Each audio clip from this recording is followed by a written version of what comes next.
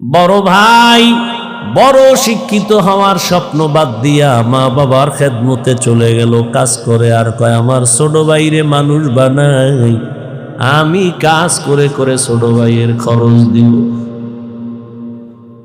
ছোট ভাইরে কষ্ট করে করে মানুষ বানাইছে, কিন্তু বহু ছোট ভাই বড় ভাই মানুষ হইতে পারে না, শিক্ষিত না হয় ছোট ভাইরে বানাইছে। ছোট ভাই এখন চাকরি করে, বড় ভাইয়ের খবর নেয় না।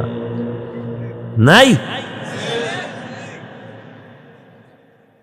ঈদের সময় এখন বিয়ে করি না, কত আনন্দ, চাকরি করে, টাকার অভাব নাই। একই জায়গার এক পার্শ্বে বড় ভাইয়ের ছোট একটা ভাঙা ঘর, বড় ভাইয়ের ভাঙা ঘর আর ছোট ভাইয়ের ঘরটা ছাদ দেওয়া বিল্ডিং। ঈদের বাজার লইয়া যখন গোপনে ঘরে আইয়া স্ত্রীরে কয় জামা কাপড় গুলো সন্তানেরে দাও, তুমি নাও। বড় ভাই তো জানালা দিয়া তাকায় দেখছে ছোট ভাই আসছে, কিন্তু বড় ভাইরে জিগায় না।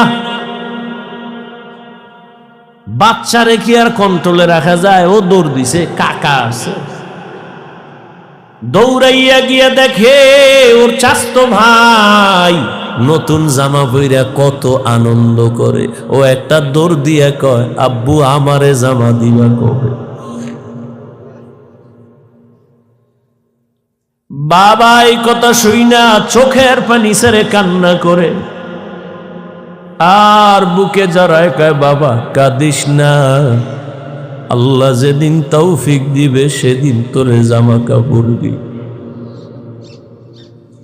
এমন নিমক হারাম বড় বাইরে জিগায় না, কোনো খোঁজ খবর নেয় না, কিন্তু বড় ভাই বাবার সমতুল্য,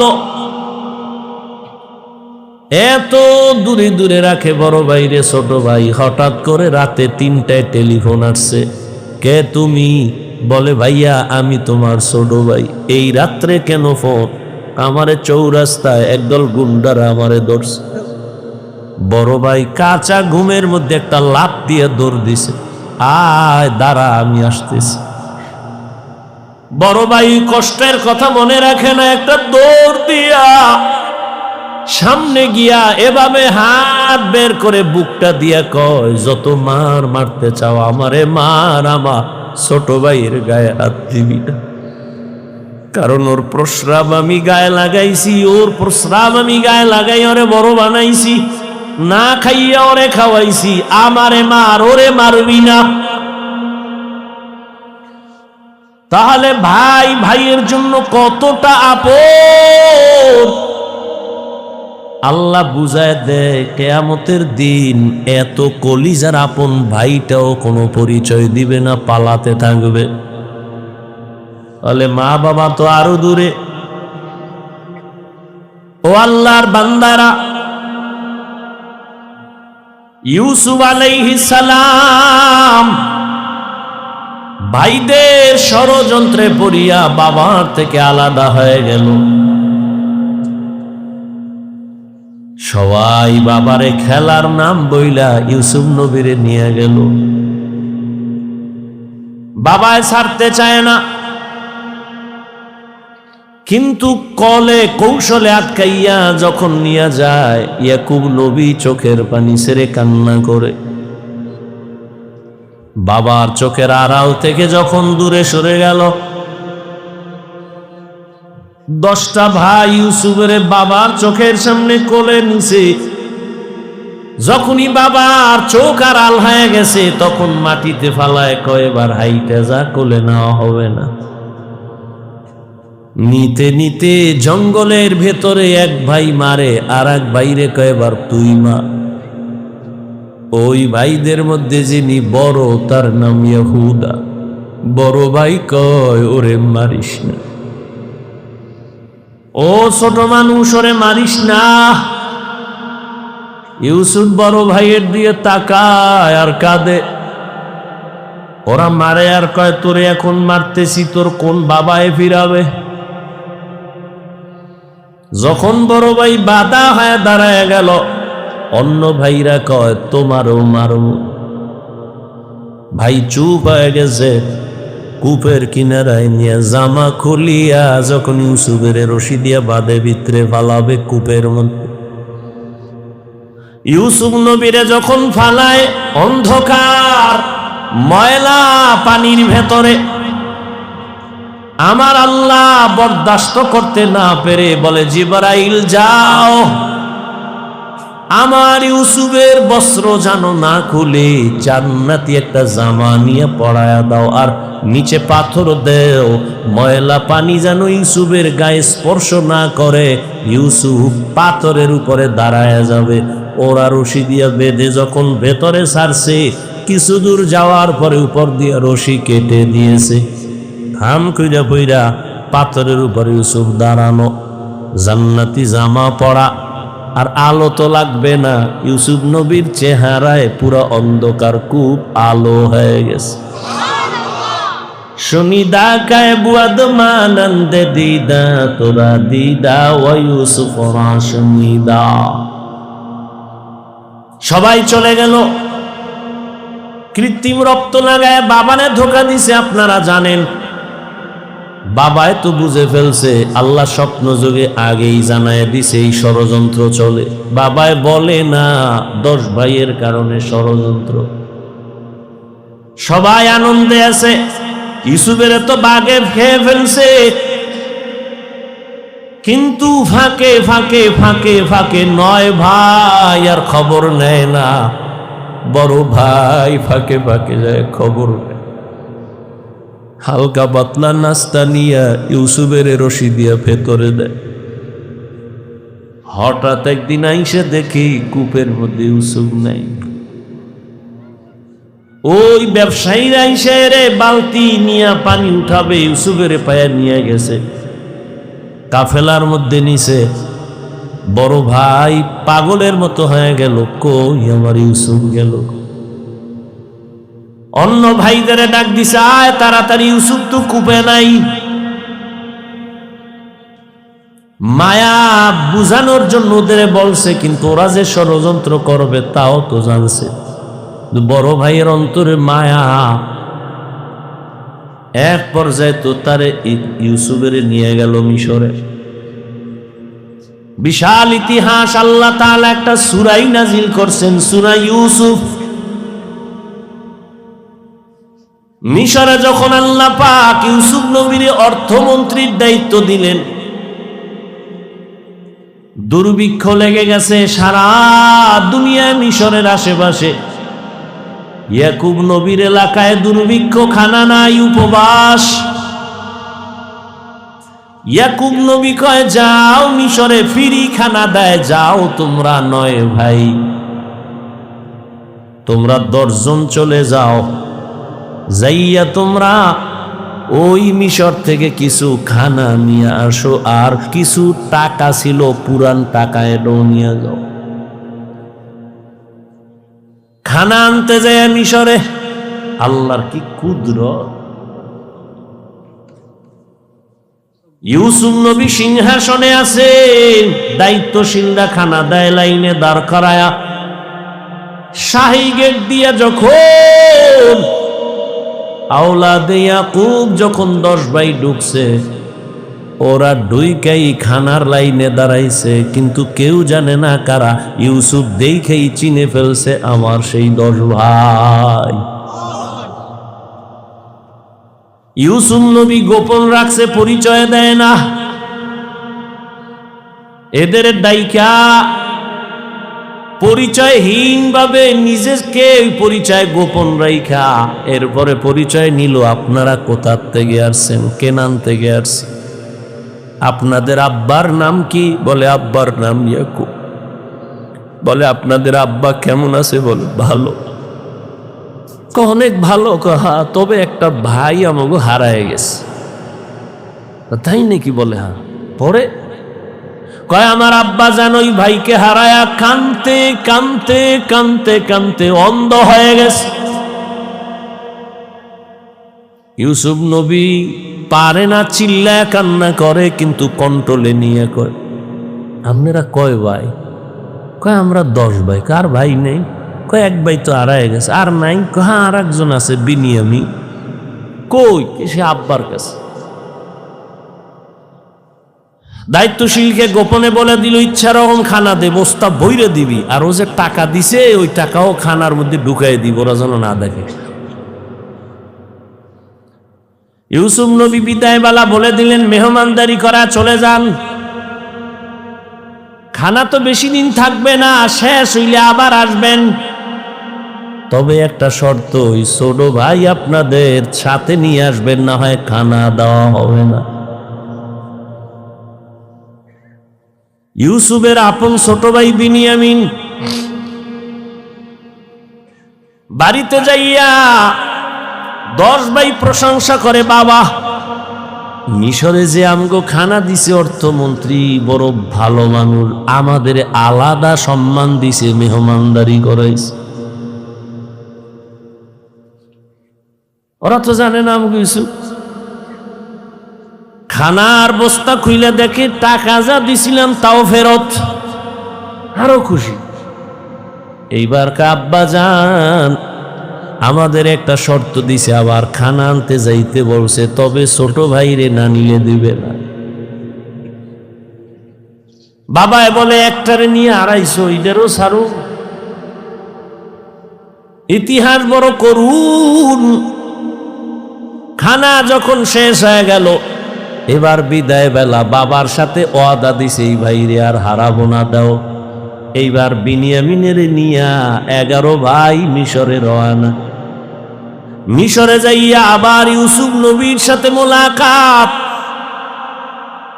ইউসুফ নবী বিনিয়ামিনের পাইয়া পারে না, কলিজাটা ফেটে একটা চিৎকার দেয়, কন্ট্রোলে নিয়া বলে আজ আপনারা আমার রাজপ্রাসাদের মেহমান হবে। সবার জন্য একটা একটা রুম বানাইলো, এক এক রুমে দুইজন করে করে ঘুমাবে। রাতের বেলা শিডিউল করে আপনারা 2 ভাই এক রুমে, আবার 2 ভাই এক রুমে, ঘুরতে ঘুরতে 5 ভাই 10 ভাই 5 রুমে ঢুকে গেল। এখন বাকি রয়েছে 1 ভাই বিনিয়ামিন বাকি। আপনারা যদি কিছু মনে না নেন, এক রুমে কি এই ভাই থাকতে পারে আপনাদের? না, কথা আপনারা অনুমতি দিলে এরে আমার সাথে আজকে রাখি, আমার সাথে ঘুমাবে। এরা তো খুশি, যদি মন্ত্রীর সাথে ঘুমায় তা আমাকে খাওয়ান বেশি পাবো, মোহাব্বত বাড়বে। ওরা বলল ঠিক আছে আলহামদুলিল্লাহ।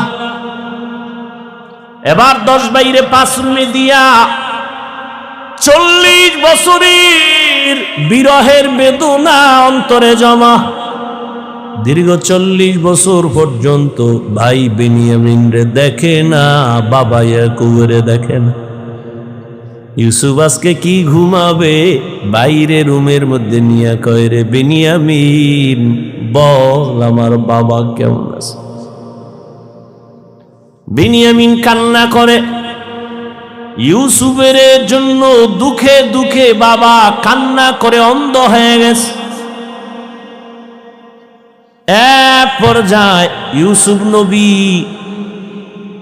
কৌশল অবলম্বন করে বিনিয়ামিনের সাথে গোপনে সব খোঁজ খবর নিয়া বিনিয়ামিন রে ছাড়বে না, কৌশল কইরা বিনিয়ামিন রে রাখার জন্য ইউসুফ নবী রেডি হলেন। ভাইরা আমার, 10 ভাইরে আবার খানা দিয়া বিদায় করেছেন। ইউসুফ নবী বিনিয়ামিনকে রেখে দিলেন। নিয়ম অনুযায়ী একটা কৌশল করেছেন, ওটি বলার সময় নেই। শেষ পর্যায়ে পরিচয় ইউসুফ দিয়া কয়, আমারে চিনবা না, আমি তোমাদের সেই হারানো ভাই ইউসুফ। কান্নাকাটির এক অবস্থা। বলে আজ আমি তোমাদের উপরে কোনো প্রতিশোধ নিব না, যাও আমার বাবারে সালাম জানাও, আর আমার একটা জামা আছে জামাটা নিয়ে যাও।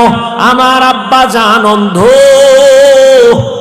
ওই জামাটা আমারে আল্লাহ জান্নাত থেকে পাঠাইছেন, কূপের মধ্যে যে জামা পরছি না, ওই জামাটা নিয়ে যাও। আর আমার আব্বাজানের চোখের মধ্যে লাগাইলে আব্বাজানের অন্ধ চোখ ভালো হয়ে যাবে। আর আব্বা জানরে সহ আম্মারে নিয়া তোমরা এইবার সব আমার আমন্ত্রণে মেহমান হয়ে এখানে চলে আসবা। আল্লাহ তাআলা 40 বছর পেরিয়ে যাওয়ার পর মা বাবা ভাইদেরকে মিশরে পৌঁছায় দিলেন। এরে আল্লাহর গোলাম, এই ভাই ভাইয়ের জন্য যে কত মায়া কত মোহাব্বত, কিন্তু এমন দুনিয়াতে আসলাম যে ভাই ভাইকে জবাই করে এই দুনিয়াতে আমরা আসছি, জানি না মইরা গেলে আমগো ভবিষ্যৎ আর কত খারাপ হয়। কিয়ামতের ময়দানে ভাই ভাইয়ের থেকে আলাদা হবে, মা আলাদা হবে, বাবা আলাদা হবে, বন্ধু বন্ধুর থেকে আলাদা হবে। আল্লাহ বলেন ওই দিনের ভয় অন্তরে জমা কর, অন্তরে ওই ভয় জমা করিয়া যদি গুনাহ থেকে নিজেরে বাঁচাও, আমি ওয়াদা করলাম তুমি বিনা হিসাবে জান্নাতি। हर के दारत खौफे हकदार दिल मदम जन्नतुल मअवा देहद ও রামাকাম। এই ভয়ের নাম খৌফ, এই ভয়ের নাম খশিয়া, এই ভয়ের নাম তাকওয়া। এই ভয়টা জন্মলগ্ন থেকে পাওয়া যায় না, এটা অর্জন করা লাগে। এই ভয় বা তাকওয়া কোথায় তুমি পাইবা? বলে লিকুল্লি শাইইন মা'দিনুন আ মা'দিনুত তাকওয়া কুলুবুল আরিফিন। ভালো ভালো জিনিস রাখার গোডাউন আছে, তাকওয়ার গোডাউন হলো আল্লাহর প্রিয় বান্দাদের কলব। আল্লাহর আরিফিন যারা, তাদের কলব হলো তাকওয়ার গোডাউন। তারা নেক নজর দিবে আর তোমার কলবে তাকওয়ার পাওয়ার ডুববে। এটাকে বলে তাওয়াজ্জুহ। কারণ আল্লাহর প্রিয় বান্দা যারা, আল্লাহর বন্ধু যারা, এদের চোখে পাওয়ার আছে, এদের কলবে পাওয়ার আছে। এই পাওয়ার আল্লাহ দান করেন, তাকওয়ার কারণে দান করেন। কোরআনে এই পাওয়ারের নাম ফুরকান, হাদিসে এই পাওয়ারের নাম হলো ফেরাসাত। ইয়া আইয়ুহাল্লাযীনা আমানু ইন তাত্তাকুল্লাহ ইয়াজআল লাকুম ফুরকানা। মুমিন তাকওয়ার উপরে মুজাহাদা করো, আল্লাহ দয়া করে তোমাকে ফুরকান নামের পাওয়ার দান করবেন। মা মা'নাল ফুরকান হুয়া নূরুম মিন ইলাহি। আল্লাহর দেওয়া একটা নূরের আলো। ওই আলোটা যখন পাবে, ওই আলো দিয়া মা ফুররিকা বিহি বাইনাল হাক্কি ওয়াল বাতিল। আল্লাহর দেওয়া নূরের আলো দিয়া হক বাতিল আলাদা করে বান্দা হকের দিকে অগ্রগামী হয়ে যাবে। قال رسول الله صلى الله عليه وآله وسلم اتقوا فراسة المؤمن فإنه ينظر بنور الله। আল্লাহর ওলি যারা, আল্লাহর প্রিয় গোলাম যারা, তাদেরকে আল্লাহ ফেরাসাতের পাওয়ার দান করেন। তোমরা সাবধান হে উম্মত, তুমি জীবনে যা দেখবা না, আল্লাহর প্রিয় বান্দা তারা এই ফেরাসাতের পাওয়ার দিয়া অনেক কিছু দেখবেন, আল্লাহর নূরের আলো দিয়া। অতএব তাদের নেক নজর লাগাও তো অন্তরে ভয় চলে আসবে, তাকওয়া চলে আসবে। আর ভয় আসলেই গুনাহ থেকে বাঁচা সহজ হবে। একটা সন্তান মা বাবাকে ভয় করে, তার প্রমাণ মা বাবার সামনে সন্তান অন্যায় করে না। কেন? শাস্তির ভয়। একটা ছাত্র শিক্ষকের ভয় করে, প্রমাণ বলে শিক্ষকের সামনে অন্যায় করে না। কেন? শাস্তির ভয়। ঠিক এই দুনিয়ায় যেই বান্দা আমার আল্লাহকে ভয় করবে, ওই বান্দা গলায় ছুরি লাগাবে, কোনোদিন দাড়ির মধ্যে ছুরি লাগাবে না। এটা সম্ভব কখন? যখন তাকওয়া আসবে, আল্লাহর ভয়। দেখেন, এখানে আমরা সবাই মুসলমান। আপনার আল্লাহ আমার আল্লাহ দুই না এক। কোরআন, কাবা, ধর্ম, কালেমা, নবী, হাদিস, দুনিয়াতে আসছে সিস্টেম, কাফন তিনটা, তাও কালার সব এক, কবরের সাইজ, কবরের প্রশ্ন তিনটা, সব এক। আপনার আল্লাহ আমার আল্লাহ এক, নবী এক, কোরআন এক, কাবা এক, ধর্ম এক, কালেমা এক, কাফন এক, কালার এক, কবরের সাইজও এক, কবরের প্রশ্ন তাও এক। আপনি আল্লাহ চিনেন, নবী চিনেন, কোরআন চিনেন, হাদিস চিনেন, ইসলাম চিনেন, তা আপনাকে বয়ান করব কেন? বয়ান তো হিন্দুদের করব, খ্রিস্টানের করব, ইহুদিরে করব। ওরা আল্লাহ চিনে না, কোরআন বুঝে না, ইসলাম বুঝে না, ওদের বয়ান করব কখন? হায়াতের শেষ হয়ে গেল, মুসলমানের পিছনে দৌড়াইতে দৌড়াইতে, দিন নাই রাত নাই, ফজরের পরে বয়ান, জোহরের পরে বয়ান, আসরের পরে বয়ান, মাগরিবের পরে বয়ান। কুত্তাও এরম দৌড়ায় না যেই পরিমাণ আমরা দৌড়াই। শুধু আমি, হাজার হাজার আলেমরা দৌড়ায় আপনাদের পেছনে, তাবলীগলাদের মেহনত, পীর মাশায়েখের মেহনত, জুমাত, এরপরেও আমল নামা শূন্য।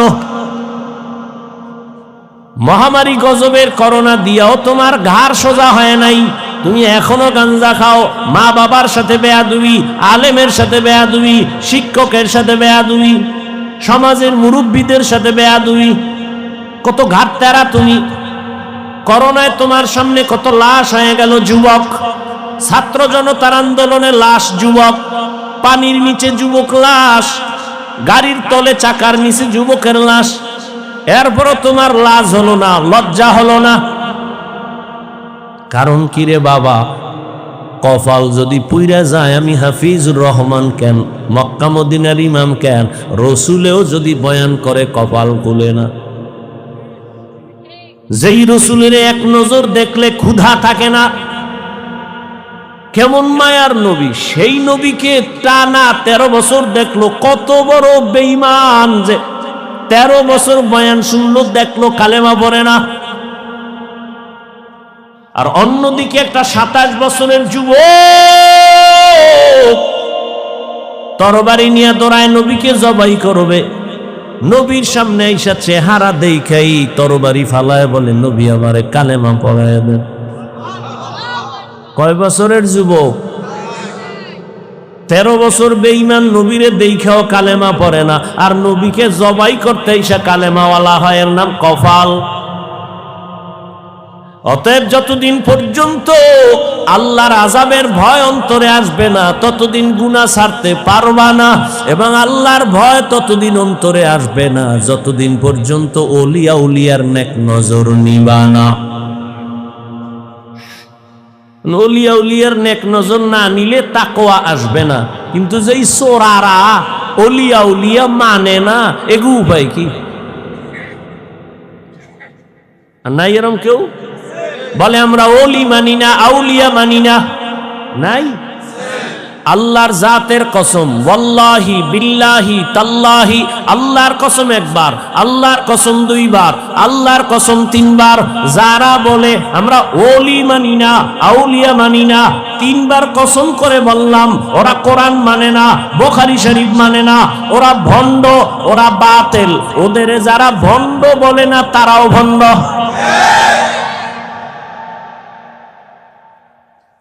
আল্লাহ হেদায়েত দান করুন। وَأَمَّا مَنْ خَافَ مَقَامَ رَبِّهِ وَنَهَى النَّفْسَ عَنِ الْهَوَى فَإِنَّ الْجَنَّةَ هِيَ الْمَأْوَى। আল্লাহর আদালতে দাঁড়াইয়া হিসাব দেওয়ার ভয় অন্তরে জমা করো।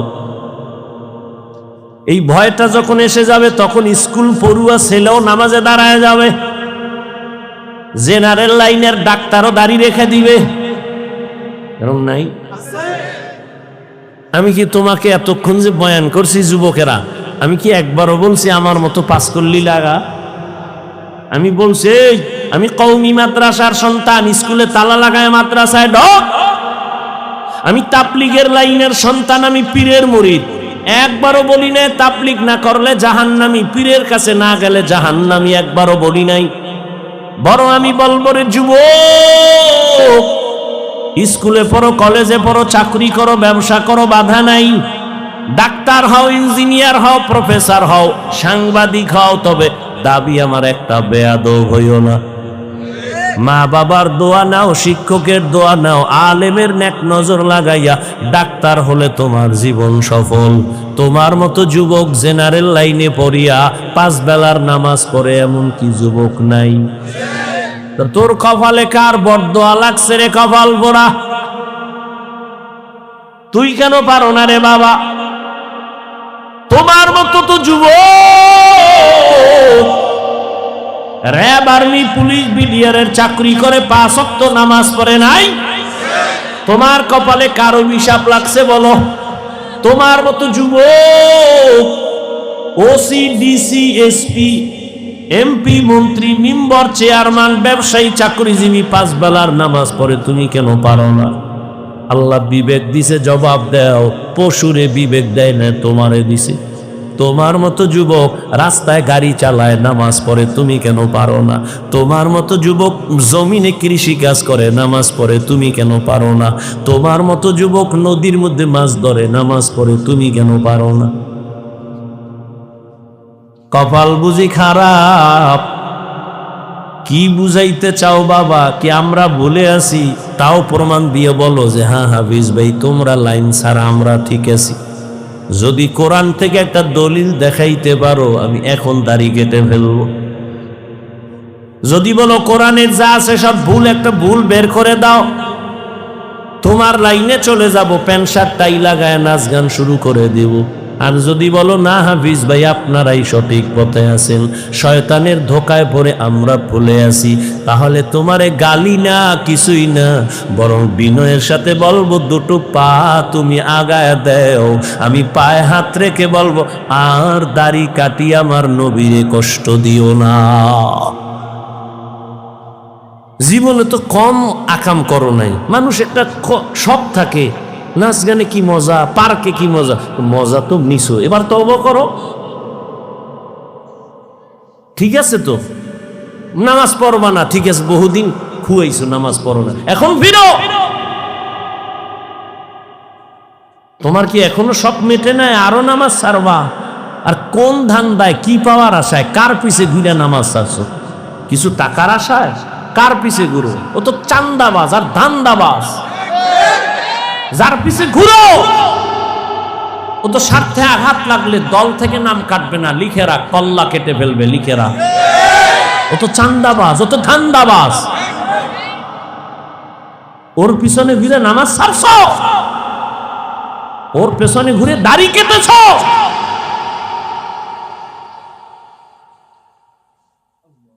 কই আমরা তো রসুলের আদর্শ মাই না, কই সম্মান তো কমে নেই। এখনো সব হাহুতাস, একদল কান্দে কি হবে আর একদল কান্দে কি হইল। আমগো তো কান্নাকাটি নেই, আমরা আগেও যেমন এখনো তেমন, ভবিষ্যতেও তেমন। চেয়ারম্যানের চেয়ারের মেয়াদ শেষ, এমপির মেয়াদ শেষ, এসপি ডিসির মেয়াদ শেষ, কোরআনওয়ালার চেয়ারের কোনো তো মেয়াদই নাই। শেষ কি? টাকা দিয়া সম্মান কিনলে প্রথম ফুলের মালা, ফাইনালে জুতার মালা। আর আমার আল্লাহর দেওয়া সম্মান যদি নেও, দুনিয়ায়ও বাদশাহ, পরকালেও বাদশাহ। হেদায়াতের মালিক আল্লাহ। কপালের বয়ান করছিলাম, কার কপাল ওমরের মতো, কার কপাল আবু জাহালের মতো জানা নাই। এখনো বলবো বিনয়ের সাথে তওবা করে নেও, মনের এতটুকু বুঝাও রে মান, জীবনে তো কম দাড়ি কাটলি না, জীবনে তো কম নামাজ ছাড়লাম না। আমার মতো তোমার মতো যুবক জেনারেল লাইনে থাইকে যদি নবীর আদর্শ মানে, তুমি কেন পারবা না? এখন থেকে তওবা করো, মরিয়া গেলে আর নামাজ ছাড়বা না, দাড়ি কাটবা না, বেপরদায় চলবা না। মা বাবার দোয়া নিয়া, শিক্ষকের দোয়া নিয়া, উলামায়ে কেরামের পরামর্শ নিয়া নবীজির আদর্শ মেনে চলবো। তওবা করার মতো যদি নিয়ত হয়, মুনাফিকি না থাকে, খাঁটি তওবার নিয়তে দুটো হাত আল্লাহকে দেখায়া দাও। আয় আল্লাহ, হাতগুলো কবুল করে নেন, তওবা কবুল করে নেন। তওবার উপরে মজবুত হইয়া, উলামায়ে কেরামের পরামর্শ নিয়া, মা বাবার দোয়া, শিক্ষকের দোয়া নিয়া নবীর আদর্শে চলার তৌফিক দান করেন, আমিন। যুবক বাবারা, নামাজ পড়বানি?